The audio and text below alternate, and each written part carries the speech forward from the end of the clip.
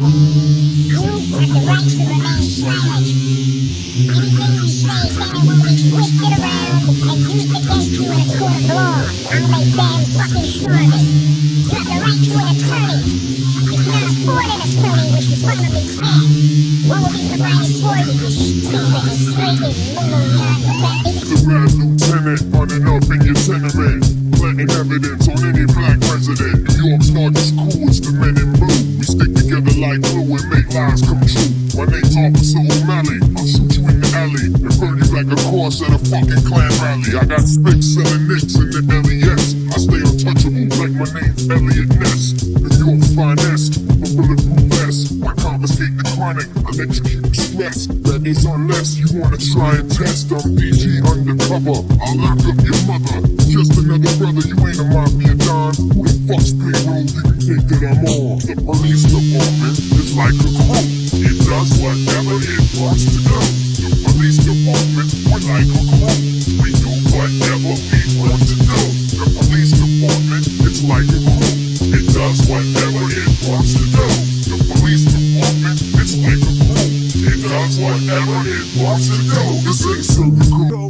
And you ain't LP. I got it locked from Hunters Point to the square of LB. From the Bronx to Queens, Brooklyn to Staten, we the most organized. In January of 2023, a man named Tyre Nichols in Memphis, Tennessee was pulled over in what should have been a routine traffic stop.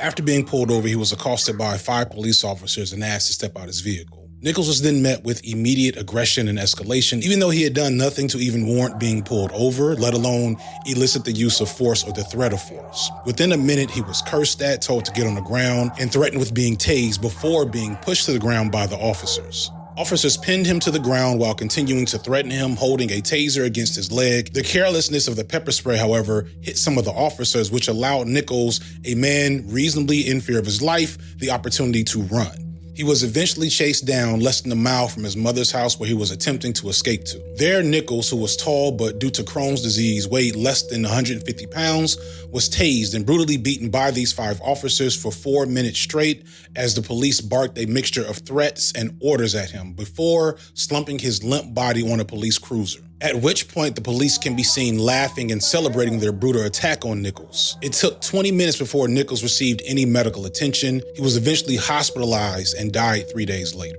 The subsequent investigation into Nichols' death found it to be a homicide. They found the officers to have acted in a wantonly violent and reckless manner. They found no probable cause for Nichols initially being pulled over in the first place and no indication that he resisted or used any form of force against the police, as well as no criminal record or no indication that he was in the process of committing a crime. Footage from this deadly beating was released months later, and it's as shocking as any incident of police brutality that has ever been seen in America. He was beaten to death almost for the sake of the thrill for these officers. There's no other sensible explanation for this behavior. But even less sensible is the fact that the 5 men who murdered Tyre Nichols looked just like him. Tyre Nichols' killers were black male police officers. Second-degree murder. That's the most serious charge facing 5 former police officers. You can see all of them in various parts of the video released by Memphis police, showing Tyre Nichols' last moments of life, where he was pulled out of his car, violently kicked and beaten, and offered no medical assistance. This horrifying story has all the usual markers that we often see accompanying bombastic and racially charged incidents in America. An innocent and unarmed black male victim murdered in the Deep South in a place with a long history of racist terrorist violence against black people, all coinciding with the general disregard that police officers have for black lives pretty much nationwide. Everything was exactly as we often see it, except for that one important detail that would usually allow it to fit into comfortable racial narratives that we find familiar. This event typified a lot of things that I understand about race America. It exemplified the hostile nature of police towards black people and black men specifically. It spoke to the spectacle that is black death and the way that it's portrayed and commodified in our news media. Now, Don, I want to take you out here to the scene. This is where it all started. But the most interesting thing it illustrated was the immense gap that so many Americans, black and non-black, had in understanding racism and how it works. I wasn't all that shocked by conservatives and right-wingers who attempted to take the perceived novelty of this incident as an opportunity to deny the existence of racism, which They do pretty much anytime racism occurs, no matter the circumstances or how legitimate the claim might be. But it was clear that white liberals and even some white leftists were stunned to see that this brutal act of violence was intraracial. Some struggle to understand how and why 5 black police officers would behave this way. It doesn't fit into the typical narratives around racial injustice. At least if you're an outsider, it doesn't. But if you know, you know. The depths of internalized anti-blackness are difficult to understand, and if you don't have first experience with it, it probably doesn't make a lot of sense. Countless unarmed black people, men and women, have been shot by white officers in just the last decade alone. Historically, the vast majority of them have been unjustifiable, and often when they are justified, they present this belief that black people are just inherently dangerous and have maybe supernatural capabilities to be violent. I had reached out my window of my right hand to grab onto his forearm, because I was going to try and move him back and get out of the car to where I'm no longer trapped. And when I felt it, I just felt the immense power that he had. I mean, the way I've described it is, it was like a 5-year-old holding on to Hulk Hogan. That's just how big this man was. Hulk Hogan? He was very large. Very powerful man. That's the only way it can make sense and validate the excessive use of force in many of these cases. But many of those incidents do occur quickly. It's usually almost a split-second decision that these officers make. Rarely do they have the brazen mask off moment to be as cruel as these black men were to a fellow black man. If I'm incredibly generous with police officers, just for a moment, I can acknowledge that the split-second decisions that they often make are partially to blame for fatal shootings that they sometimes commit. This is why some cop apologists believe that better training would help stop this from happening. This narrative is false for numerous reasons, but at least it's somewhat plausible. But we also see so many incidents of clear maliciousness and disregard for black life, such as the murder of George Floyd or the recent murder of Sonia Massey, where there is a clear depravity toward black life that led to the deaths in question. But in both of those situations, the police in question were white. We can somewhat explain this maliciousness through a racial empathy gap when that's the situation. The racial empathy gap being a phenomenon that theorizes that a lot of white people are just less likely to perceive pain and suffering if it's inflicted upon black people. But for Tyre Nichols, it wasn't a split-second decision. There was no racial empathy gap as it's taught to us. It wasn't a reflexive disregard for black life. This was an intentional disregard for black life. These men openly expressed a desire to hurt Tyre Nichols. They wanted to inflict violence upon him and reveled in it before, during, and after the act. This was as much an act of hatred as any scene of police brutality that we've ever seen. So the question you have to ask yourself is why and how? What did Tyre Nichols do, or what was it about Tyre Nichols to elicit such a barbaric, inhuman, and horrendous response from other fellow black men? And the answer to that is complex and will be, of course, the subject of today's video. But the first step to understanding the why here is recognizing that even the way I just framed that question is incorrect. The first thing we have to get is that Tyre Nichols' killers were not black men, they were cops. I didn't do nothing. You think you tough? Huh. You're scared now, huh? I like that. That's why I took this job. I hate little motherfuckers like you. Little niggas, you ain't shit. So you may not fully realize it, but black cops have been all over our media for generations now. Black cop, black cop, black cop. Black cop, black cop, black cop. Stop shooting black people, we all gonna drop. You don't even get paid a whole lot. Take it 4-5, put it on lock. Take your N16, put it on lock. Looking for your people when you walk round the block. Here in America, about drug spot. That is a black cop, do what you drug spot. Black drug dealer, fight black cops. It's got to grip the hearts and minds. Give people what they want from a serial killer. I'm simply trying to say that it's important to use good judgment when using your firearm. And I'm simply trying to say, what's the big deal? This is a really interesting phenomenon to behold once you recognize it, and it betrays a lot of the significant underlying factors into the phenomenon that is black cops. I couldn't or didn't find any solid analysis of just how disproportionate the depiction of black police officers are in movies and TV, but just through a cursory glance, you'll notice that black men are highly overrepresented as members of law enforcement, the military, or special agents or whatever in media. The top-tier black actors like Denzel Washington, Will Smith, Don Cheadle, Samuel Jackson, Eddie Murphy, and Jamie Foxx have played some permutation of police officer pretty much like every third movie that they star in. And this is a tradition that they likely inherited from Hollywood's first leading black man, Sidney Poitier. Just what you do up there in little old Pennsylvania, earn that kind of money? I'm a police officer. Poitier also regularly starred as a black cop over the last 75 years. Sidney Poitier, Tom Berenger, and Kirstie Alley in the motion picture So Thrilling. Your head will spin. The NBC event, Shoot to Kill, Monday. While there are plenty of white A-list actors who have regularly played similar roles, such as Tom Cruise, Liam Neeson, and Nicolas Cage, there's also plenty who haven't and don't. Tom Hanks, one of the top actors of the last 40 years, rarely plays any type of law enforcement or military figure in his movies, at least in the usual vein of these types of depictions. Frank, nobody's chasing you. When you consider that the pool of true black A-list actors is so small, it's notable how often they end up playing in a role of law enforcement. The record for the black actor with the longest tenure on a TV show goes to Ice-T for playing Detective Finn since the year 2000, over 20 years playing this cop role. Fact, you and now all my bitches. It's the same Ice-T that made the song Cop Killer way back in the 90s. Some police officers across the country now say they're feeling threatened by the lyrics of a rap song. American people are really up in arms about this song, which doesn't kill. It's just a song. But the cops are, in America, actually kill kids. And the parents cry and scream, and these cops don't go to jail. They're just laid off. You know, there's no cops on death row. You and now all my bitches. There's probably a little less oversaturation for black cops on TV in comparison to the movies, but you still do see some very memorable and notable examples such as Carl Winslow, Bunk Moreland on The Wire, Malik Yoba in New York Undercover, Jet Jackson, Shamar Moore, and this woman who I feel like has been a police chief like 50 times over the last 50 years. Considering the long-standing antagonistic relationship between black people and the police, this is a pretty interesting phenomenon. Why are so many of our celebrities, including so many gangster rappers whose music was openly antagonistic of the police, why are they so often hired to portray them in media? The simple answer is propaganda, but make it black. Propaganda, for those unaware, is a media phenomenon that is pretty inherent in all images and depictions of policing in America. Lawyer and civil rights activist Alec Karakatanis describes propaganda as such. A special kind of propaganda, perpetuated by the police and the media, that affects who and what we fear, and what kinds of social investments we support to address our fears. As a result, we see a grossly distorted version of crime, punishment, and safety in our newspapers, magazines, and other media outlets.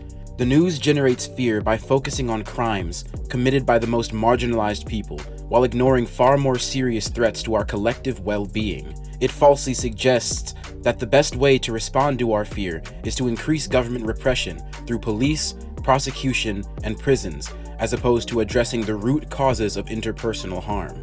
The concept of propaganda as a term to define this phenomenon is relatively new. It's a theoretical concept that was developed over the last decade or so as people began to become more critical of policing and more questioning as to why policing as we knew it, as ineffectual as it is, has been allowed to go mostly unchanged for so long. However, the reality of propaganda goes back nearly 75 years to a show called Dragnet.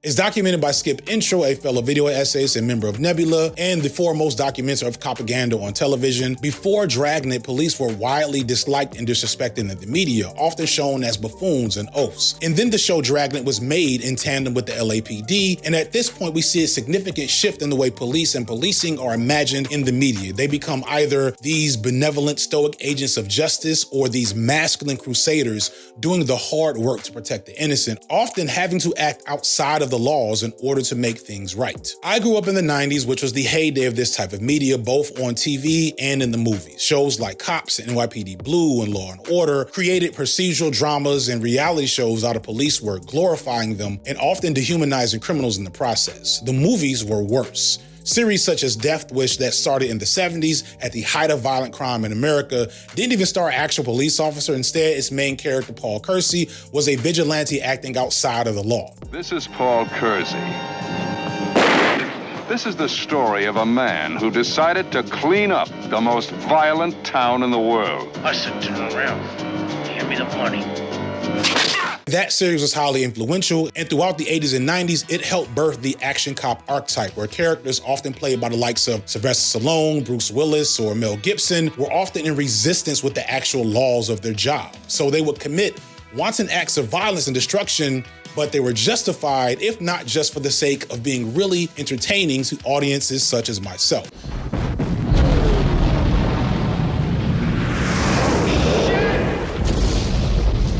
As we go forward, I want to make sure it's understood that the goal of this analysis of media isn't to say that X media is bad for X reason and that it's not entertaining, because it is. And we need to acknowledge and admit this in order to have a stronger analysis of what actually is happening in this media that's being presented to us. What actually is happening, what messages are being spread, and who are these messages for? I Can't Act Like Demolition Man isn't one of my favorite movies of all time. Class is over, John.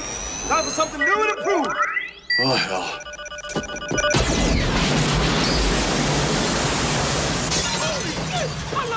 But also, one of the most interesting and subversive works of propaganda ever. Like, I'm probably gonna do a B-sides on it now that I'm thinking about it. How can you justify destroying a $7 million mini-mall to rescue a girl whose ransom was only $25,000? Fuck you, lady. Good answer. Just understand, I'm not here to ruin your fun or make you feel bad for liking, John Wick or the next Jason Statham movie. At least not on purpose. So far, though, it seems like I'm naming a bunch of white guys, right? But this doesn't mean black men weren't there getting in on the fun. As I mentioned earlier, Sidney Poitier often played police officers. Eddie Murphy, Denzel Washington have been cops dozens of times, and that tradition continues today with Ice Cube and Kevin Hart, and even Denzel Washington's son, John David Washington. Me? Yeah. I mean, I can tell that you're a pure Aryan white man from the way you pronounce certain words. My favorite piece of black propaganda from this era is Action Jackson, starring Carl Weathers. Hey, Mr. Ed! Going about a paint job?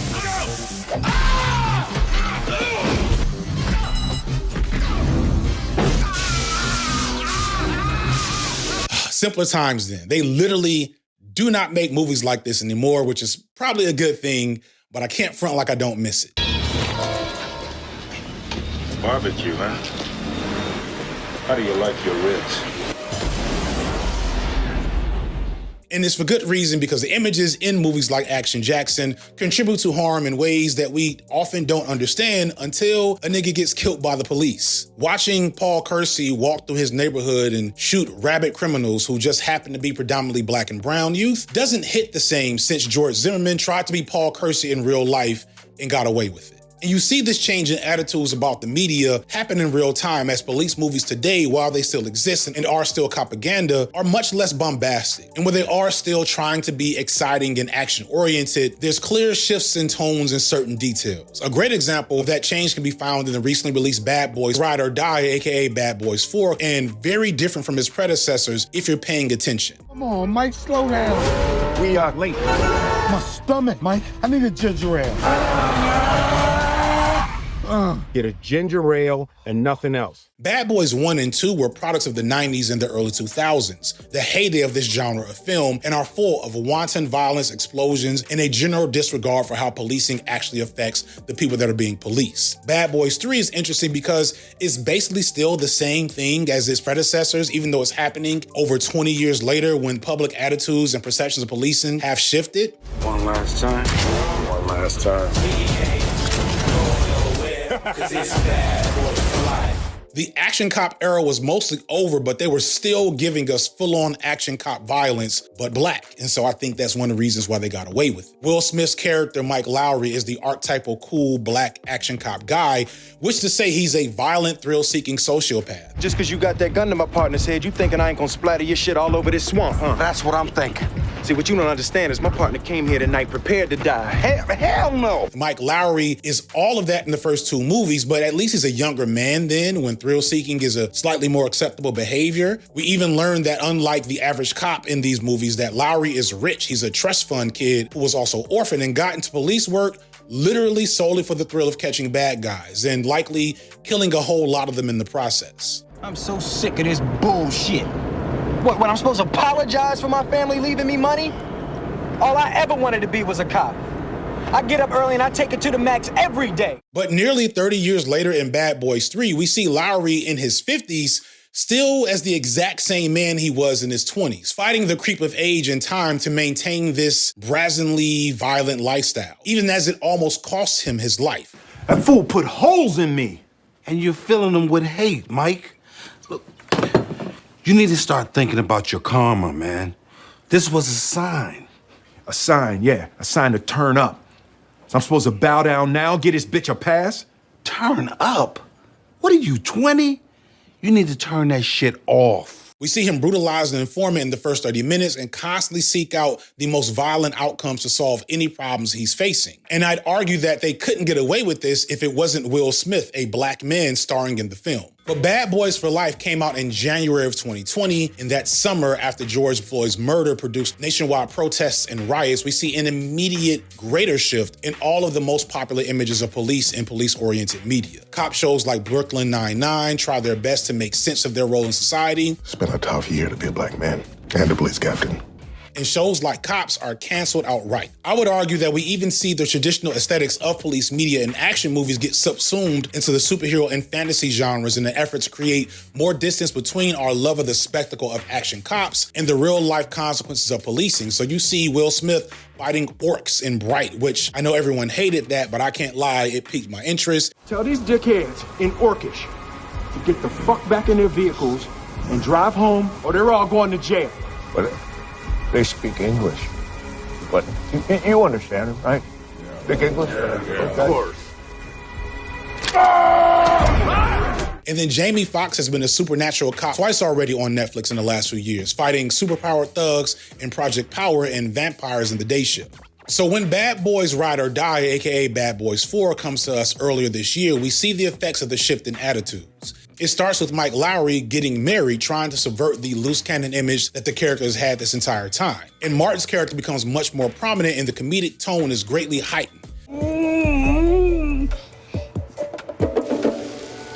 Are those dogs fresh? And for most of the movie, the most violent elements are not undertaken by police officers. In fact, Will and Martin in this movie for the first hour and 20 minutes, they don't kill anybody. They maybe kill DJ Khaled, which, that's. And then they even add this underdeveloped subplot that Mike Lowry, Will Smith's character, can't do his usual psycho cop act because he has anxiety attacks or whatever. Mike, now. Your chance is now. They can see him. They know we're here. I don't have it. Negative. It's not until the last big action scene that they start actually shooting people, which if you're not paying attention, you don't notice it. But the way I was watching, I was like, I see what y'all motherfuckers are trying to do. There's another interesting thing that happens in Bad Boys 4, which brings up probably the most significant point I'm gonna make about black cops within the character Reggie. Who the fuck are you? I'm Mr. Bennett. I'm Reggie. Reggie, at first, we only see as this one-off side character in Bad Boys 2 when Martin and Will traumatize him for comic relief when he comes to take Martin's daughter on a date. I just got out of jail and I ain't going back. I ain't going back. What's wrong with you? You acting all scared, nigga. You ain't never seen a gun before? Man, stop pointing the gun at the boy, man. Nigga, look. Don't you disrespect me in front of company. All right, let the gun go off. Now, this scene is still funny to me. I still laugh watching it all these years later. I'm sorry, judge me if you want. But it is less funny knowing how this weird patriarchal habit plays out in real life where men pointing guns at little boys before prom starts to go viral. Don't do that to my sons. We're gonna have to have a talk. But this scene introduces arguably one of the most significant aspects of black man policing specifically, the performance of manhood. Show me some ID. I don't have none on me. You don't have no idea. Get your ass up against that wall. What the fuck is your problem? You think you know it all? You little young Thundercats. You got joints on you? No. You smoke that shit? No, sir. If you're a regular viewer, you know I've talked a lot about black masculinity and all its challenges and complexities. I have a whole playlist that goes onto those topics if you want to dig deeper. One recurring theme of my work and the work around black masculinity in general is the fact that black men were never meant to occupy the role of man in America. The price you had to pay, the price you're expected to pay, and which you have to outwit, is your sex. No, a black man is forbidden by definition, since he's black, to assume the roles, the burdens, the duties, and the joys of being a man. In the same way that my child produced in your body did not belong to me, but to the master. He could be sold at any moment. Your manhood is being slowly destroyed hour by hour, day by day. Your woman's watching it. You're watching her watch it. You know, and the love that you have for each other is being to be destroyed hour by hour and day by day. It's not her fault, it's not your fault, but there it goes because the pressures under which you live are inhuman. My father finally went mad. And I understood when I became a man how that could happen. It wasn't that he didn't love us, he loved us. It wasn't that he didn't love his wife, our mother. He loved her, but he couldn't take it. Since slavery, black men were at best brutes and bucks and most commonly referred to as boys, even when they were full-grown adults. Black men were livestock who served in menial roles as laborers or breeders, or they were lazy, docile, backward things that required the guidance and protection of white men in order to function. And if not that, then they were mindless monsters who required rigid policing lest they lay waste to any civil society and, of course, assault any white woman on sight. This paradoxical and often sexualized tension around black manhood is at the core of much of America's racist past and the narratives around black men's feebleness or monstrous stereotypes that persist to this day. Even as rights have been attained and progress has been made, black men today are often faced with remnants of that message that we are not real men. We can imitate white manhood and masculinity. We can perform aspects of it, but we will always remain defective versions of it. Even as we clearly present all the features, both positive and negative, of manhood, the goalposts are moved or actions are taken to debase us in order to ensure that we are never comfortable in that role. And to be clear, this isn't isolated to black men. It was black life in general this entire time. Any formulation of black life that too closely imitated white life was wrong and met with resistance. White women advocated for laws that forced black women to have to work in white households, even when they didn't need to, just to make sure that they always were working and couldn't be stay-at-home ladies like they were. Anti-loitering laws made it illegal for black people to group together idly for a good time. And segregated schools created inferior learning environments for black children, and so on. What does this history of racial violence along gendered lines have to do with Reggie and black policing, though? Regardless of the realities of how black men are regarded, it has never stopped us from pursuing and playing the masculine roles that we can in our community. All of these forces serve as barriers to keep this from happening, but it doesn't make it impossible, of course.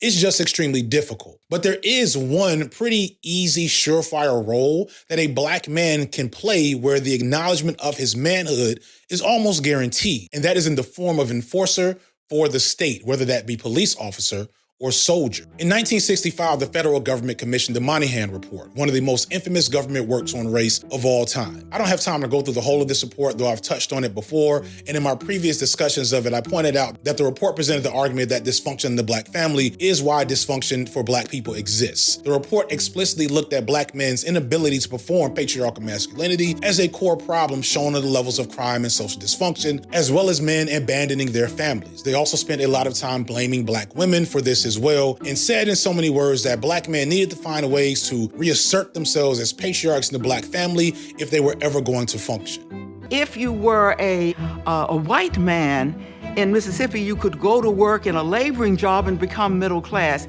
If you were a black man that had the same non-skills, you couldn't get a job at all. What are you going to do about that? You're talking about my family? Anything. The black family, along with the black church, is all that kept the black community whole. And one of their suggestions was encouraging more black men to join the military. There is, however, an even more important issue involved in military service for Negroes. Service in the United States Armed Forces is the only experience open to the Negro American in which he is truly treated as an equal. Not as a Negro equal to a white, but as one man equal to any other man in a world where the category Negro and white do not exist. If this is a statement of the ideal rather than reality, it is an idea that is close to realization. In food, dress, housing, pay, work, the Negro in the armed forces is equal and is treated that way. There is another special quality about military service for Negro men. It is an utter masculine world. Given the strains of the disorganized and matrifocal family life in which so many Negro youth come of age, the armed forces are a dramatic and desperately needed change. A world away from women, a world run by strong men of unquestioned authority, where discipline, if harsh, is nonetheless orderly and predictable, and where rewards, if limited, are granted on the basis of performance. The theme of a current Army recruiting message states it as clearly as can be. In the U.S. Army, you get to know what it means to feel like a man. Of course, it just so happens that the American military apparatus was embroiled in one of the busiest eras of imperial military activity of all time, with various conflicts across the globe throughout the 1960s, including the Vietnam War, which was incredibly unpopular among Americans right around the time this was written. What do you think of the racial situation here at Camp Tension? Well, I think for one thing that when the black guys come over here, they have a sort of an inferiority complex. Maybe they pick it up in the States. I really don't know, because sometimes I get the feeling myself to be truthful, that you're being discriminated against. But I've only been here 11 days, and I can't really say no more than that when I did come over, they put me in shore patrol, and I seemed to jump right into it, Now, of course, joining the Army isn't quite the same as joining the police force, although a large amount of police officers often have previous military service. This specific element of being in the military is just as salient for Black police officers as it might be for Black members of the military. On some levels, not all but some, being in a uniform as a literal armed wing of state power affirms one's masculinity in a way that is simply not possible for Black men in most other areas of work. Even as Black police officers experience discrimination within their roles as police, which is a well-studied phenomenon that is happening, they still get to exert a sense of power and authority that would be all but impossible to experience outside of that role. They usually are brutal.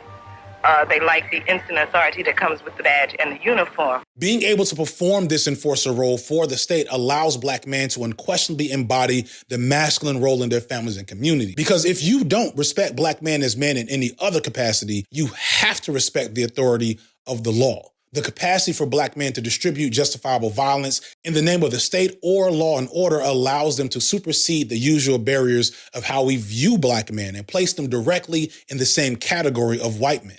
You have some Black policemen that seem to be trying to prove that they can be just as bad as some of the racist policemen.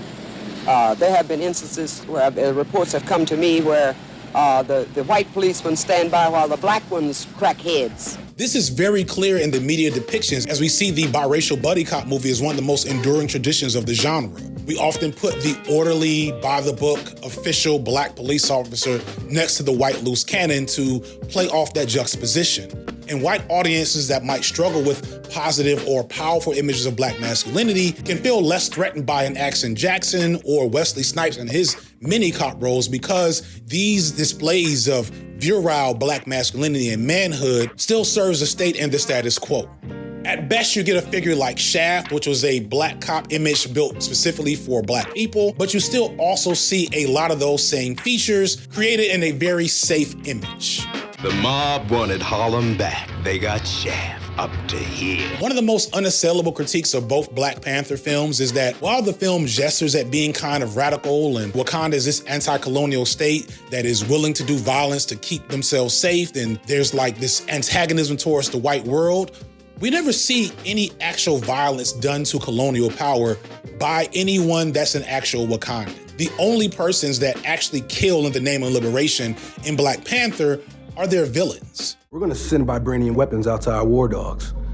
They'll arm oppressed people all over the world so they can finally rise up and kill those in power and their children and anyone else who takes their side. So this media trickery gives us the best or maybe the worst of both worlds with Black cops in media. We get to see the violent masculine display and affirm Black manhood, but in a safe and digestible way. We get to reify this system and how it helps Black men be real men, as in the case of Reggie, who after this brief moment in Bad Boys 2 returns 20 years later for another brief moment in Bad Boys 3, where we see that he eventually married the daughter of Martin's character and is now a decorated military veteran, as if to imply that the whimpering boy who was comedically traumatized by Will and Martin in Bad Boys 2 was strengthened and heartened by the experience and remained with the family where he could become a real man. And then in Bad Boys 4, he gets his shining moment, allowing his character arc to come full circle.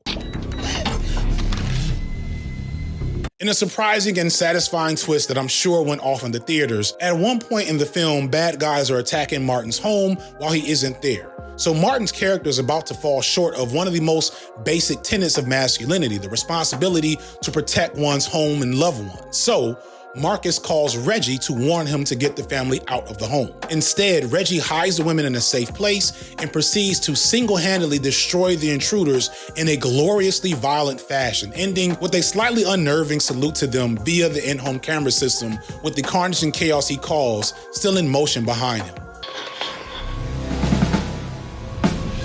Much to the surprise and glee of his elder patriarchs, who get to take credit for this man's activity. Who the fuck is this guy? That's my boy. At the very end of the film, Marcus and Mike try to again denigrate Reggie like they did years before, but are forced to recognize that his capacity for violence greatly exceeds their own, and they symbolically pass the torch to him by allowing him to take over an iconic position of masculinity, the grill master. It matter if I changed up.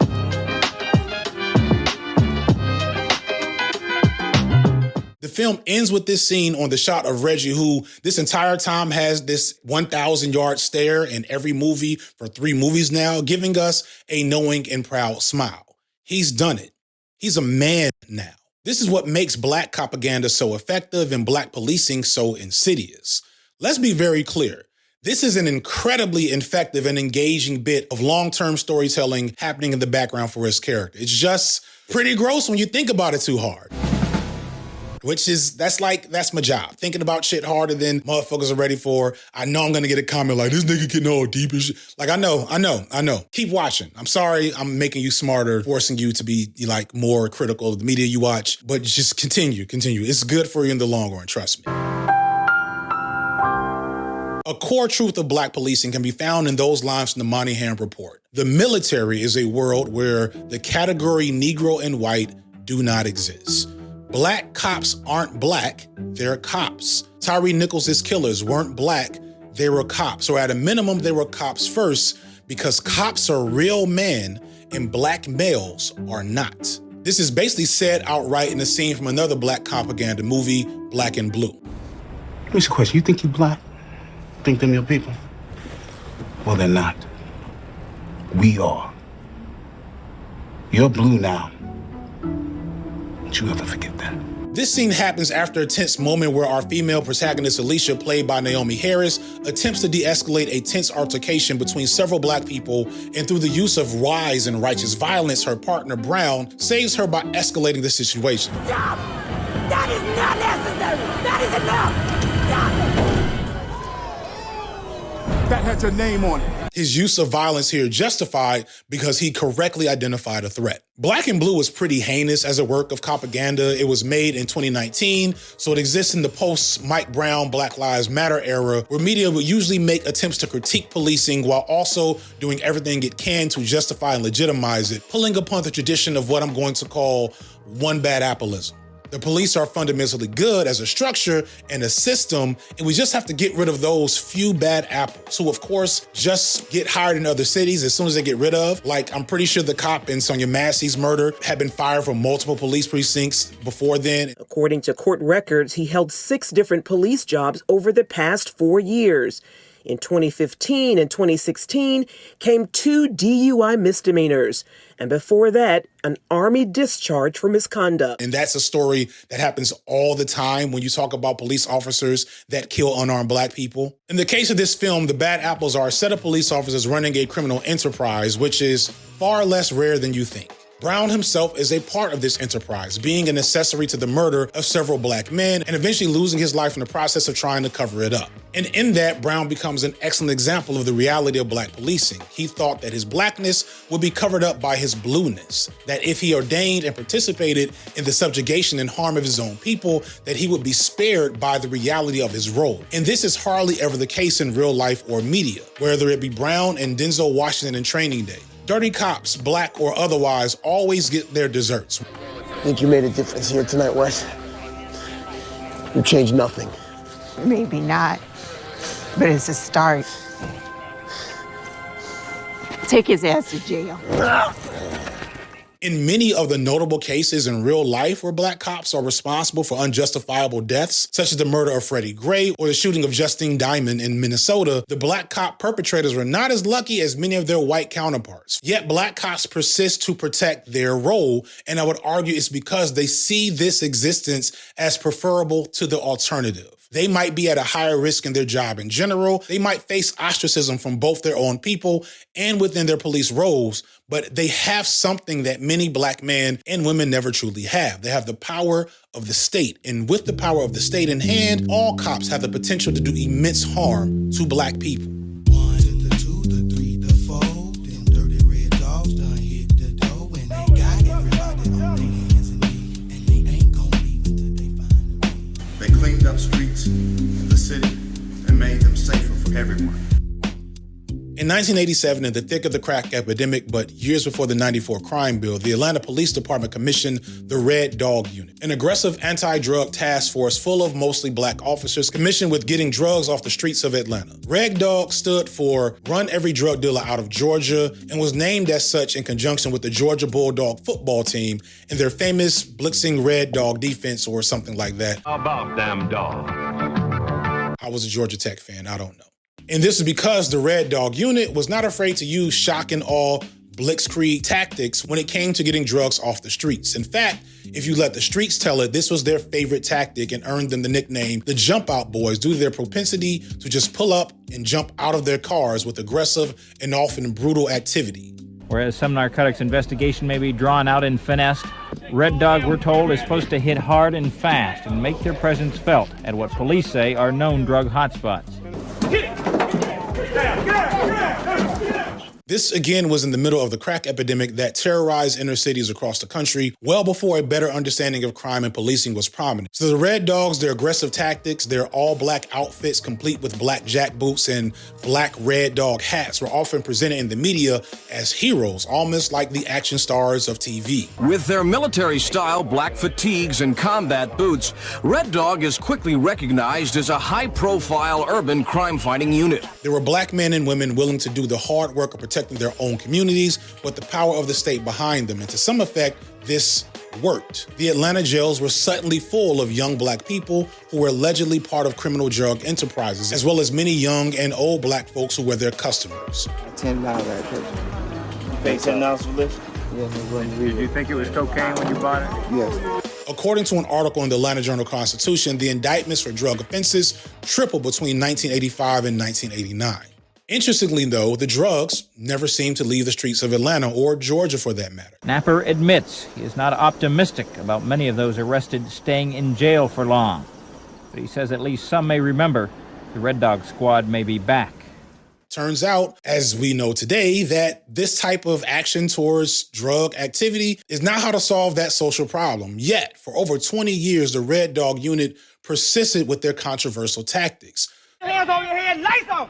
Last night, many of those who found themselves face down for a search were clean and released. So if they weren't running every drug deal out of Georgia, what did they actually do? Well, again, if you ask the black folks of the SWATs and Bankhead and East Atlanta, they were brutalizing innocents and criminals alike. When you asked me to lay down, I laid down by a car, and you kicked me under the car. Planning drugs, stealing drugs, and selling them back to drug dealers, and just low-key being what Mike Lowry probably would have been in real life. Such tactics are not without risk. An official says there has been one shooting episode. Nobody was hit. I don't know whether or not we're shooting at us or not, but they were shooting. But that's not a deterrent at all because we went right back in the next night. They were seen as another street gang, just a gang for the state. They just happen to be predominantly black and wear badges. Atlanta is a unique big city in a lot of ways, greatly because its political and economic power has always been black-centered. This is because going back to the post-Civil War era, Union soldiers remained in what is now Metro Atlanta for years due to Atlanta's importance as a rail and shipping center. This made it so racist mobs and the KKK and all of them couldn't conduct themselves with impunity like they did in other southern population centers, at least for a while, which in turn allowed early black Atlantans to truly set up shop and create political and economic power without it being burned down like places such as Tulsa and Rosewood, at least not completely, because they definitely did burn down parts of Atlanta because racism.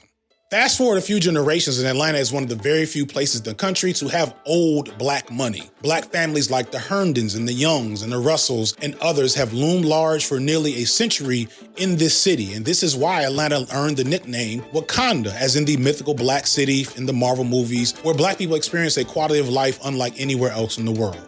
And as a resident of Atlanta, I want to be honest, this is kind of true if you have access to it. Atlanta's black upper class and black petite bourgeois class does give the city a whole different vibe, but only if you can afford to experience that vibe. But if you're black and poor, it's like every ghetto everywhere. In fact, Atlanta has the #1 disparity between the haves and the have-nots in any major city in the country. And just like every ghetto everywhere, the police are often used as a means to manage that disparity and mitigate the problems and challenges presented from poor populations in the city. And they often do that with the types of extreme tactics that the Red Dogs were known for. But in the city too busy to hate, the Black Mecca in Wakanda, it made sense that the Red Dogs would take on a black super cop veneer that would become popular in the media at the time. Yet under that veneer, they conducted themselves as any police force ever has when dealing with black people with vicious inhumanity. Yes, in the 80s and 90s, crack was ravaging Atlanta, but the instinct of the black people in power was to make the exact same decisions that whites in power did, not to increase education or improve social services. Instead, they built new jails and threw more people in them. There was a way that the black bourgeois regard black folks in poverty that isn't very dissimilar to how white folks treat black people. There's an inhumanity with it, a racial empathy gap probably. And on some levels, I get it because poverty and crime and drugs can produce the most inhumane behavior and lead to a loss of empathy, but that doesn't make the negative response any better. The Red Dogs did not make the streets safer, they mostly just terrorized them. During one raid, they accidentally beat down an undercover Atlanta cop who sued the city afterward. But some of these officers, they just attack people without, any regard, no asking the questions or anything. Just attack you. Come to Atlanta and ask a local Atlanta resident that's been here for more than 20 years about the Red Dogs, and they'll give you a plethora of stories, but the most infamous one comes in 2006 with the killing of 92-year-old Katherine Johnson. Tell me if you heard this story before. Police serve a no-knock warrant in the middle of the night, are greeted with gunshots, and kill an innocent black woman. It happens so much more than you think. Johnson was the victim of an alleged botched drug raid, and based off of a bad tip, or maybe they just went to the wrong house, or God knows what, but this 92-year-old grandma was not a drug dealer. She, thinking someone was breaking into her home, grabbed a gun and opened fire, assuming they were robbers, and they shot her half a dozen times, killing her, and then realizing the folly of their actions, planted marijuana at her home. This thankfully caused a ton of public outrage, and the officers in question did eventually face consequences, but sadly, it did not lead to the dismantlement of the Red Dogs, partially because it's in question as to whether the Red Dogs specifically were responsible for this. I'll leave you to your thoughts about whether or not that's the case. Ironically and unfortunately, what finally killed the Red Dogs is something out of a Tariq Nasheed fan fiction. After 2 decades of harassing poor black people in Atlanta, what finally killed the Red Dogs was a raid on a predominantly white gay club in the relatively upper-class Midtown section of Atlanta. The Red Dogs swooped into the Atlanta Eagle, a gay nightclub and bar, like they often do, thankfully without the typical violence, but with a whole lot of homophobia. Officers shouted gay slurs and forced some 60 customers and staff to lie face down on the beer-stained floor, then illegally searched each person without serving any warrants. There were people, old people in their 50s and 60s and 70s, just being shoved to the ground, thrown on the ground, people with hip conditions. Nothing illegal was ever found, but 8 employees were charged with failing to have a city permit. No arrests were made and no drugs were found, but lawsuits were filed, and over $1 million was paid out to patrons, which got the then Mayor Kasim Reed to shut down the Red Dogs for good. I know a lot of you gay agenda types are getting real charged up now, and I get it. It does say something that the city was okay with the Red Dogs brutalizing poor black people for literal decades, but the white LGBTQ community was off limits. But notice that I said the white LGBTQ community because black queer people were never outside the Red Dogs target zone. Ramey says he holds no hard feelings against the Atlanta Police Department, and he's satisfied with the outcome. We started having a relationship and we started having dialogue. Well, that was a horrible night, but I think that night strengthened our police force. I think it educated some of them that didn't even know some of the things that they've learned through the years. I think that night has enlightened a lot of things in our city. The core thing here is the preeminence of black versus white and poor versus wealthy. And as soon as the Red Dogs started being dogs to the wealthy, they were immediately taken off the board. Historically, this is how the black bourgeoisie have always looked at the black poor. If the black poor are brutalized by the police, then they're getting what they deserve. It's never the instinct to connect their shared plight with our own. is always to create space between us. But I do think that with these people coming in who are not our intellectual equals, nor are they of our sociological bracket. There's we, the classy, the civil, the well-behaved black people who are deserving of equal treatment and maybe even a favor under white power structures if we act right. And then there's those others who drag the race down, who make us look bad. The majority of these people are not like we are. And we felt that maybe some of us felt we left the South because we were getting away from this problem. We are a part of this exodus too. But we are a little maybe embarrassed by the fact that here we're going to have a mass element come in that's going to create a tremendous social problem in the community. And this is still an ideology and belief that you might hear today if you're around the right set of black folks. Black people persistently suffer from a collective identity that in some ways brings us together, but it also makes it impossible for people outside of us to see any one of us as an individual. Each and every black person into of themselves is representative of the whole, especially if they're doing bad. If they're doing good, to quote Frantz Fanon, they're doing good despite their blackness. And if they're doing bad because of their blackness. So there's this constant urge that a lot of black people have to set themselves apart from those other Negroes. And there's two sides. There's black people and there's niggers. And niggers have got to go. And when you think about that, a group like the Red Dogs makes perfect sense, because what better way to show that than to have a whole group of black people responsible for brutalizing the bad ones? This is what happened to Tyre Nichols. The Red Dogs are not unique. Many major cities in the country have similar task force, whether it be the disbanded SOS unit in Chicago, the Stress unit that existed in Detroit in the 70s, or the Scorpion unit in Memphis, which was responsible for the murder of Tyre Nichols. And in a not so surprising twist, the Memphis police chief was a founding member of the Red Dogs in Atlanta. I assure you that I will be accessible, transparent, and equipped to impact change. In all of these cities, to quote abolitionist creator BP of Overthrow Media, the real function of these types of police entities, whether black or white, is to be the teeth or the attack dogs of the state. And you know who's feeding and supporting the enemy? The casual drug user. Gates creates an elite paramilitary unit he calls Community Resources Against Street Hoodlums, or CRASH. Dozens of officers raid apartment buildings, punching in walls, even leaving their own graffiti on the sides of buildings. And historically, when black people get the power to dictate the law and control these teeth, the sad reality is that they are very slow to engage with the fact that their plight is not so different from the plight of other poor black people that they sick the police on. As long as they get access to power, the unintended consequences be damned. Which brings me to the last subject of this video. I would not be standing here were it not for the education I received. And I know many of us will say the same thing. And I believe a child going without an education is tantamount to a crime. So I decided I was going to start prosecuting parents for truancy. Well, this was a little controversial in San Francisco. And frankly, my staff went bananas. They were very concerned because we didn't know at the time whether I was going to have an opponent in my re-election race. A friend of mine actually called me and he said, Kamala, my wife got the letter. She freaked out. She brought all the kids into the living room, held up the letter, said, if you don't go to school, Kamala's going to put you and me in jail. All right, we had to take a water break before getting into this one. Let's go ahead and start the fire, shall we? So I have a wide audience, a lot of different people in my audience. I love all of y'all. I love most of y'all. Most of y'all are dope.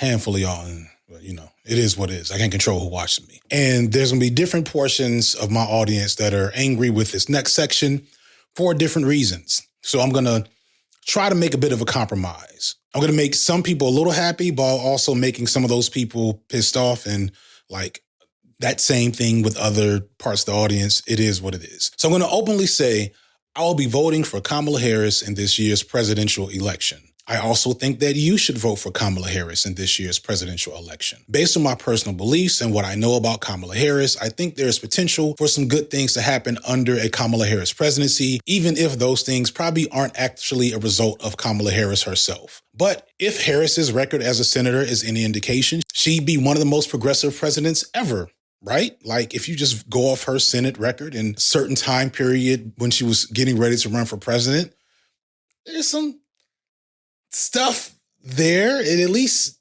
shows evidence that she's amenable to pressure from the left, unlike Joe Biden proved to be, although some of her recent moves have shown her to be immune to it like every other Democrat ever. And let me be clear, I will always stand up for Israel's right to defend itself, and I will always ensure Israel has the ability to defend itself. Pressure from the left also might be a myth in a neoliberal, fascist, late capitalist reality that we are living in right now. But the bar is in hell. This is not an endorsement, just me being clear about my intentions and some reasoning as to why I think my intentions are valid. I say this because watch for the hook. If you don't have any intention to hold Kamala's feet to the fire after she's elected, then you're just going to get Obama 2.0, a black face in a high place where very little of substantive value will be gained for any and all black people. America, hope is making a comeback.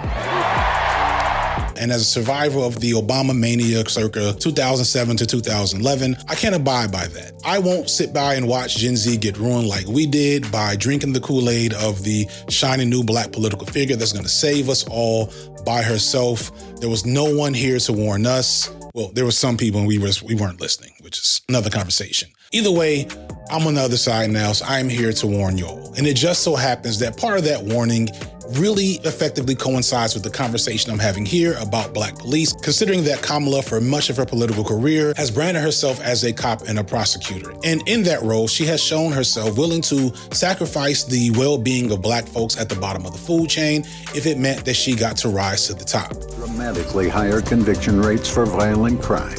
Our justice system needs drastic repair. Early intervention leaves room in our prisons for the violent criminals who should be there.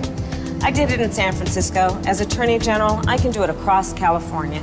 Kamala's history as a prosecutor is somewhat mixed. There's spots of progressive ideology that you might be hopeful about considering her record. She did the Criminal Justice Center. She formalized and implemented Behavioral Health Court, which became a national model for mental health treatment and wraparound services. She also did Back on Track, which is a youth court. Youth adult court for 18 to 24-year-olds. She brought in Latifah Simon to implement that program to get kids out or young adults out of the criminal justice system without a conviction.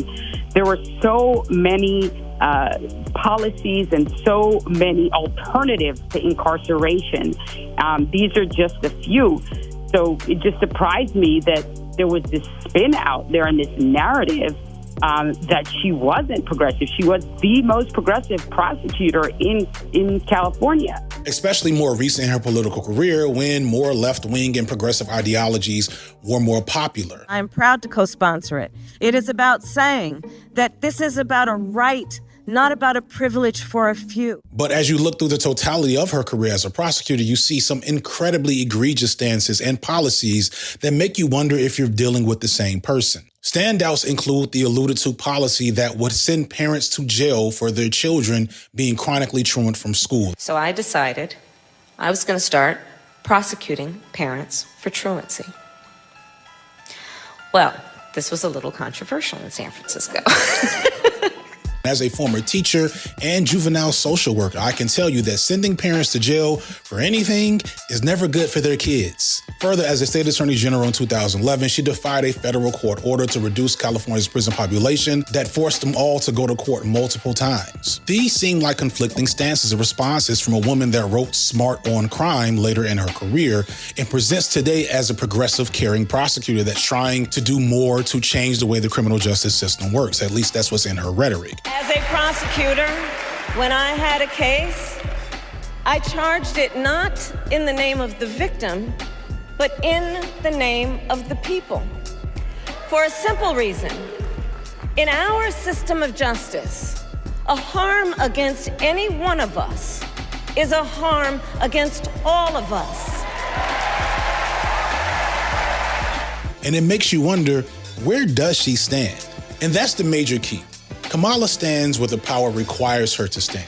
And in that regard, she is like any other black cop or black supporter of cops. Yes, Kamala moved further left as she ran for president in 2020, but I can't help but see that as more related to political expedience than her true beliefs. And this would make her typical for any black person in that role. And Kamala is not the first black district attorney or city official to throw black people under the bus for the sake of political gain. If you watch me, then you're probably well aware of New York Mayor Eric Adams and his tough on crime policies that have got him publicly put on blast by friend of the channel and New York defense attorney Ole Olurin. I represented You hundreds. went to visit the family members of a slain officer? No, not the slain officer. Okay, of course you No, didn't. but what about the 19-year-old that was killed yesterday by NYPD in Queens when he called for help? Have you said anything about that? Are you visiting them? Yeah, first of all, There's Daniel Cameron of Kentucky, who was the attorney general that declared that the killing of Breonna Taylor in 2020 was justifiable and brought no charges against the officers involved. This earned him enough political cachet to represent the Republicans in the run for governor in Kentucky, though he eventually lost. And yes, of course, he was a conservative. Mr. President, I hope you can tell that Kentucky is Trump country. I'm the only candidate endorsed by President Trump and the only candidate who stood up to Joe Biden. Similar levels of nonsense are happening in my home city of Atlanta, where District Attorney Fani Willis, who's gotten a lot of attention for being the lead prosecutor on Donald Trump's case here in the city, has sadly shown herself to be a liability for mismanagement of funds on at least 2 highly egregious occasions. Feel free to look up why they tried to throw her off the Trump case, a reason that many people were willing to give her a pass for, as reckless as it was, because of the important nature of that particular case. But she's also, as of time of writing, defending a wrongful termination suit due to her treatment of a coworker, another black woman, who was whistleblowing on mismanagement of funds in her office. Her office is accused of taking money that was meant to be a summer diversion program for at-risk city youth and turning it into what was called a summer camp for the wealthy. And mind you, this is at the time of the Atlanta water boys crisis and many other things going on with black youth in the city where they really needed help, and she was giving it to her friends. My first red flag was on our first day with the youth. Everybody went around and said what school they attended and where they're from. And there were many students who were outside of the state, outside of the county. It was essentially a summer program for the most privileged youth around the country. And this is after running a tough on crime campaign and blaming gangs for the rise in crime in Atlanta between 2021 and 2022, and not, the global pandemic that was happening at the time that caused crime to rise in every major city across the country. And that's not even bringing up the RICO case against Young Thug and YSL, although them niggas did that shit. Like, I want to keep it real with y'all. If you're here, I'm not saying they should go to jail. I don't believe in jails, but I'm just saying, if you want to ask me if these niggas is guilty of a lot of shit they're accused of, it's another if you know situation. And Fani is only the tip of the iceberg in Atlanta, where our current mayor, Andre Dickens, is literally blocking the democratic process and defying the will of the people by not allowing a vote on the ballot measure to block Cop City. Cop City, for those who know, is a $90 million police training facility project here in Atlanta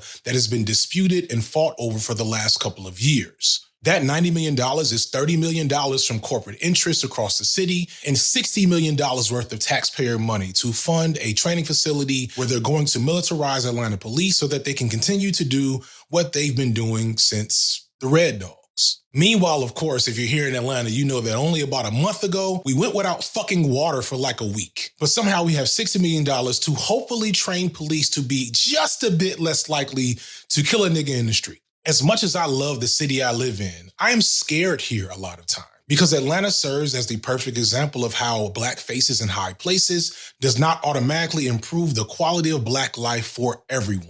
But the key thing I want to point out as the driving force for all of these figures, be they black officers that police the streets or the law officials that carry out the alleged justice, the reason why they're allowed to get away with what they get away with is our ignorance to the reality of policing when the administrators look like us. It's like folks have to be on that full Candace Owens tip to recognize when harm is being done to black people by black people. What some of these prosecutors and police officers are doing to black neighborhoods across America, that's the real black on black crime. Understand that in almost all of these stories are recounted, in each situation, these folks have used their blackness as covering to misdirect from the harm that they're doing. They've appealed to images of black excellence and respectability politics to give them the cachet to vilify and exploit other black people for their own gain, all while presenting themselves as allies to black struggle. But in reality, their role is to manage black rage, to keep us in our place and reap the benefits of fulfilling that role to racist power structures. Because if you ever really pay attention to them, if you're in rooms with them under the right circumstances, you'll recognize that these niggas fundamentally feel like they're different than those niggas, like they're different than the rest of us, especially black folks who are from poverty. In fact, they see those markers of poverty as justifiable reasons for mistreatment no matter the case. They point to the dysfunction in other black people as the problems and to themselves and their state-imbued authority as a solution. They appeal to our suffering under social dysfunction and their perceived authority